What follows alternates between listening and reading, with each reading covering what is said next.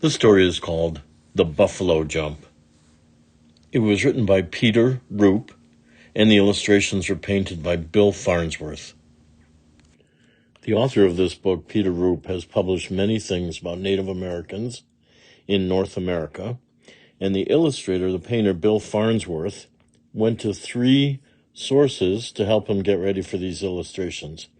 He visited the Blackfeet Indian Reservation in Montana. He went to a place in Alberta, Canada, a World Heritage Site called the Head Smashed In Buffalo Jump. And he went to the Plains Indian Museum in Cody, Wyoming. This is essentially a true story told as historical fiction.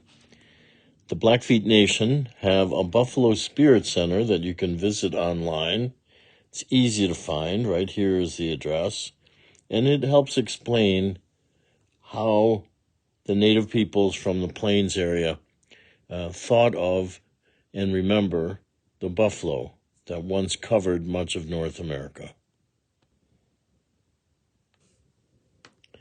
Little Blaze threw back the buffalo robe covering the lodge entrance. He picked up his bow and arrows from where he had thrown them.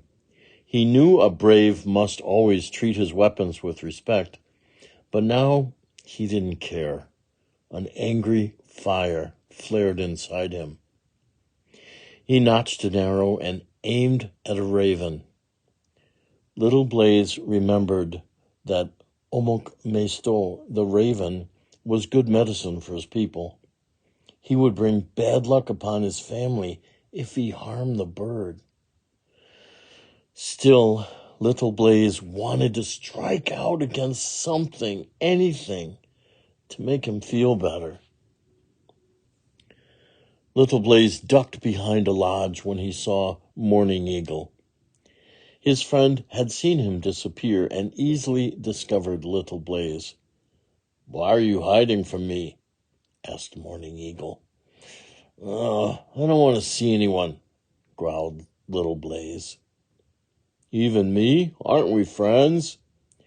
"Yes, you're my friend, but even a friend can do nothing for me." "Tell me what spirit angers you," said Morning Eagle. "Oh, it is no spirit, it is my father." "Your father?" asked Morning Eagle. "What has he done that his son storms around camp like somebody possessed by an evil spirit?" "He has chosen Curly Bear to be the Awawaki, the buffalo runner. He will stampede the buffalo over the jump tomorrow," Little Blaze said. "Curly Bear is your brother. He will bring glory to your family." "But I can run faster than he can," Little Blaze cried, angrily yanking a handful of grass from the earth. "Doesn't your father know this?" "He does. He still says that Curly Bear will lead the buffalo over the jump because he is the eldest son. As second son, I must stay behind the stacked stones and only help frighten a buffalo." "Your father has spoken. You must obey him," Morning Eagle said. "My father is wrong. Curly Bear may be as fast as the antelope, but I am as fast as the wind," Little Blaze said, tossing the grass into the air and watching the wind carry it away. "I should lead the buffalo over the jump. Besides, I am tired of my name. I want to change it like you did. I hate the child's name, Little Blaze." Morning Eagle looked at his friend. He saw the disappointment in his face. He saw the anger in his heart. "There is nothing to be done," said Morning Eagle.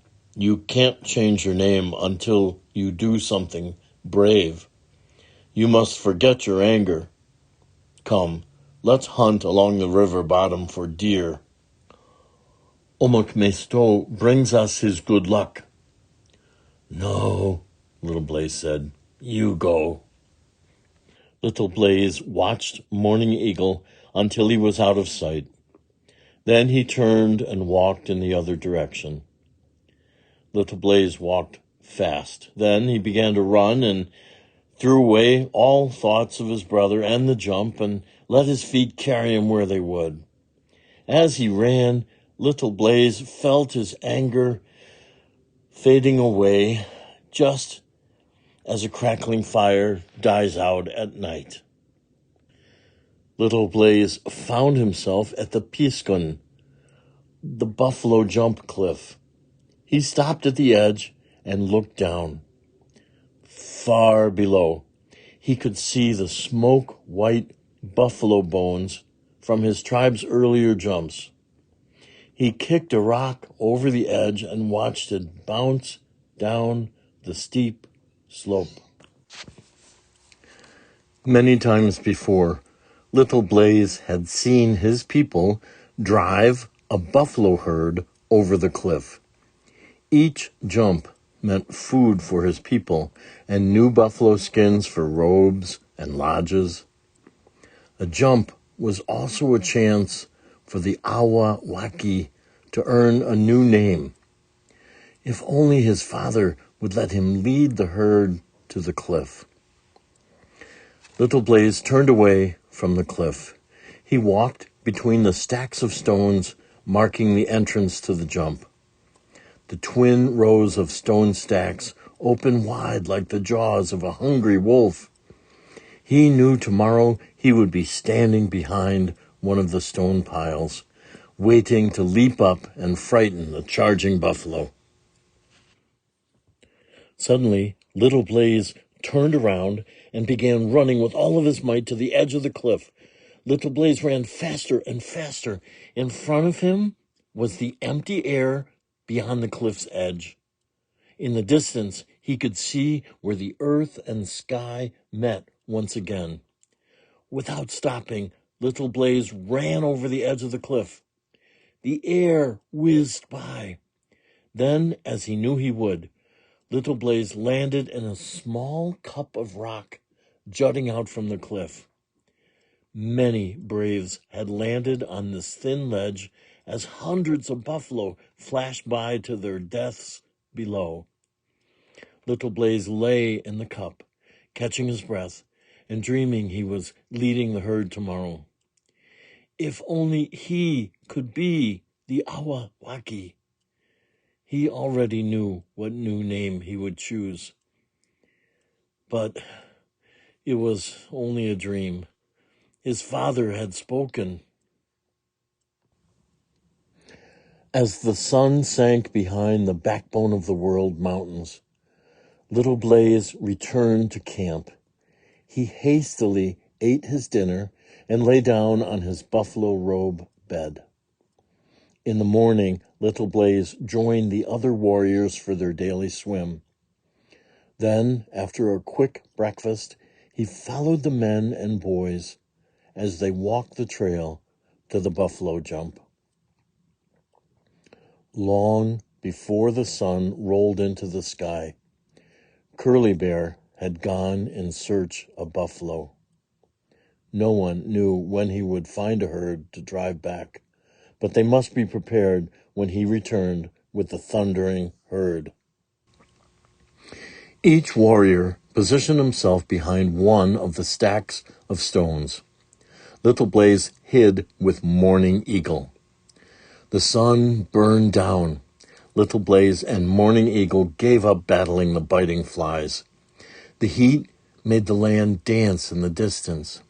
Both boys strained their eyes for the dust of the approaching herd. Morning Eagle saw the cloud of dust first. "There, beyond the last pile of rocks," he cried. Little Blaze squinted until he saw it too. Then he ran to his father. "They come! We saw their dust," he said. "Hey, you're right, my son. Your brother leads a good herd. Now quickly, get back to your place." Little Blaze sprinted back. Now he could see Curly Bear running swiftly in front of a small herd of buffalo. We will eat well tonight, Little Blaze, whispered Morning Eagle. Yes, it's a good herd, Little Blaze said, with only a hint of sadness in his voice. I only wish it was me out in front. Maybe next year your father will choose you, suggested Morning Eagle. Little Blaze grunted and kept looking at the herd. He could see Curly Bear very well now. Suddenly, he grabbed Morning Eagle. Curly Bear is not very far in front of the herd. Hey, you're right. The buffalo will run him down. The stampeding herd was an arrow shot behind Curly Bear as he reached the first stack of stones. The braves leapt into the air, waving skins and shouting. The frightened buffalo entered the funnel of rocks. The hard hooves of the buffalo beat the earth like thunder. Curly Bear slowed down just when he needed to be running his very fastest. Curly Bear passed the third, the fourth, the fifth stone stack. At each one, braves shouted and waved. The buffalo gained on Curly Bear until they were less than a spear's throw behind his tiring feet. As Curly Bear neared Little Blaze's stack, he turned and looked back. He never saw the sharp stone sticking up in front of him. Curly Bear hit the rock running and tumbled into a heap. Little Blaze dashed to his brother. He grabbed Curly Bear under his arms and yanked him to his feet. The ground rocked with the crush and crash of the buffalo. Little Blaze ran with Curly Bear to the cliff's edge. The buffalo got closer and closer. Then, like stones dropped into a pond, the two boys disappeared. The stampeding buffalo followed, one by one. The herd plunged over the cliff. In the narrow cup, Little Blaze hugged his older brother. Close to their heads, sharp hooves clawed wildly for the suddenly missing ground. The earth shook as the buffalo crashed far below the huddled boys. Then a strange silence filled the air. Little Blaze looked up. No more buffalo hurtled past them. He lifted Curly Bear to his feet. The boys watched the tribe gather below to butcher the dead buffalo. Little Blaze heard a voice call from above them. Come, my sons. The sun has shone on our tribe. Let us celebrate this good jump, and let us celebrate the brave deeds of both my sons. That night, after a huge meal of boiled buffalo ribs, Little Blaze was called before his father. Little Blaze, today, without thinking of your own safety, you ran in front of the buffalo and saved your brother. When any warrior does a deed of courage, he is given a new name to honor his act. I give you the name Charging Bull. Charging Bull. Little Blaze could scarcely believe his father's words. Just the name he had wanted for himself. He felt a warm glow spreading through his body like sunshine after a storm. Charging Bull, a good name. It was a name that would be spoken with pride around Blackfeet campfires for many moons to come. The end. This page is written for grown-ups and older brothers and sisters and comes from author Peter Roop and illustrator Bill Farnsworth. But here's an important paragraph. Buffalo jump sites are scattered throughout the western United States and Canada. The site that inspired this story is the Madison Buffalo Jump in Montana.